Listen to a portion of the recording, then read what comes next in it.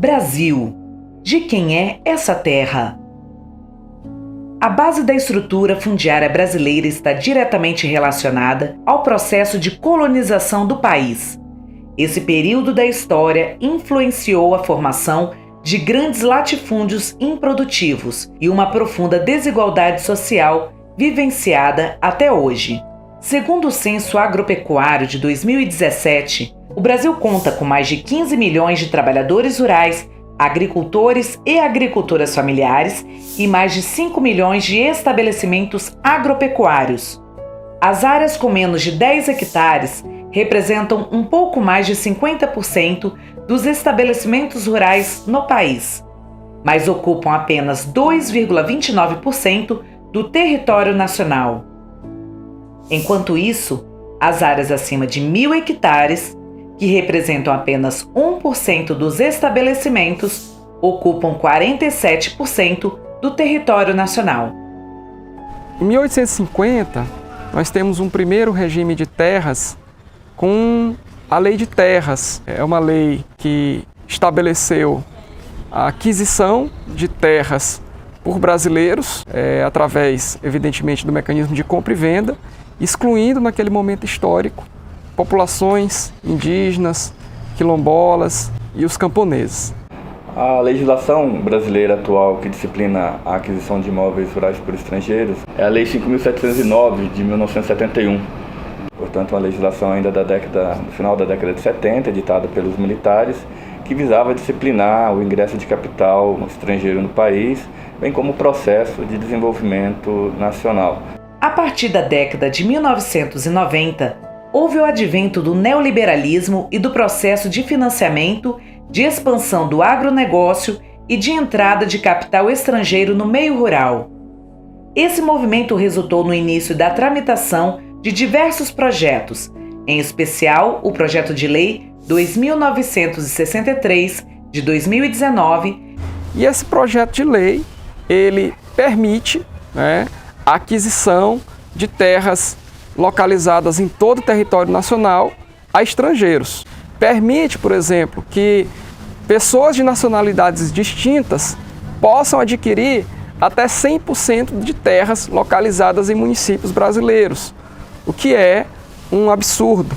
Além de um evidente ataque à nossa soberania, ele afronta a soberania alimentar nutricional daqueles que produzem, que trabalham na terra. Esse avanço do capital estrangeiro no Brasil é uma realidade em todo o país.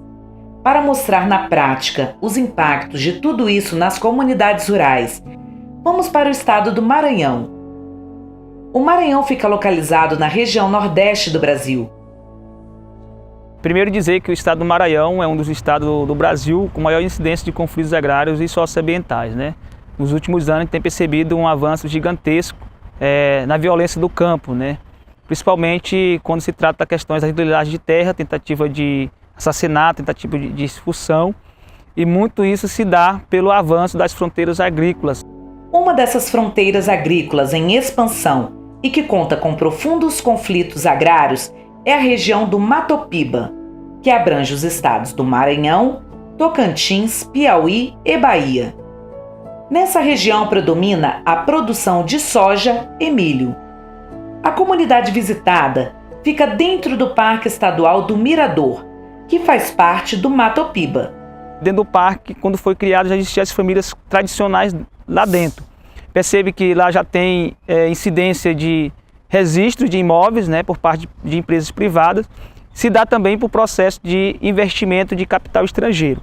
Eu nasci e me criei lá. Meu pai nasceu e se criou lá naquela região. Então, fui obrigado a vir de lá porque a gente não aguentava mais o sufoco lá, a pressão. A previsão nossa aqui é de adquirir alguma coisa que tenha, tipo um documento. A gente não sabe se é terra de empresa ou de estado. Sempre vem órgão aqui, mas a gente não sabe de quem é essa área aqui, o parque. Essas empresas aí, eles derrubam meio mundo aí fica dizendo que a reserva é aqui. A reserva delas é aqui. E quando a gente bota uma roça, eles vão vigiar lá o lugar, que aí vão, não é para queimar a roça, que é para caçar meio, que precisa o carro vai embora. O nosso lugar é bom, nós não queremos deixar nosso lugar. Eu não quero deixar meu lugar. Meu lugar aqui é não bom. tem água encanada, não tem energia, não tem escola, nem tem posto de saúde. Tudo é difícil aqui. Aonde o agronegócio, com o financiamento do capital estrangeiro, chega, olha a situação. Área totalmente devastada, sem nenhuma árvore, sem vida, sem nenhum animal, só soja. Essa situação é vista em várias partes do mundo. Por isso foi criado o Fórum de Lutas pela Terra e pelos Recursos Naturais, o FLT, que reúne 11 organizações de diferentes continentes.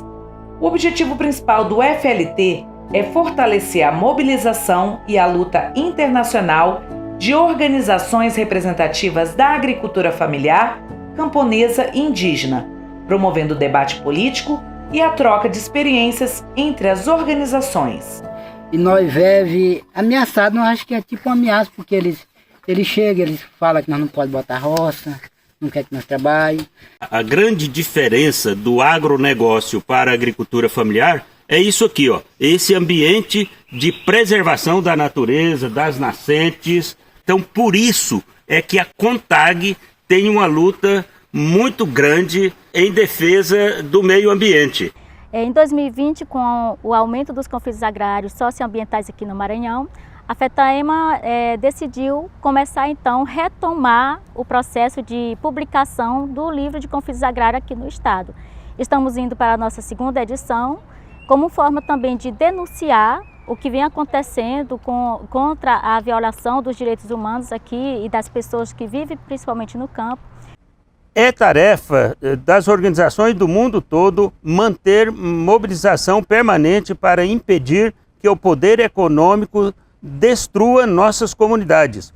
Como disse Dom Pedro Casaldáliga, quanto mais difícil o tempo, mais forte deve ser nossa esperança. Vamos esperançar juntos e construir outro mundo possível. Essa terra é nossa.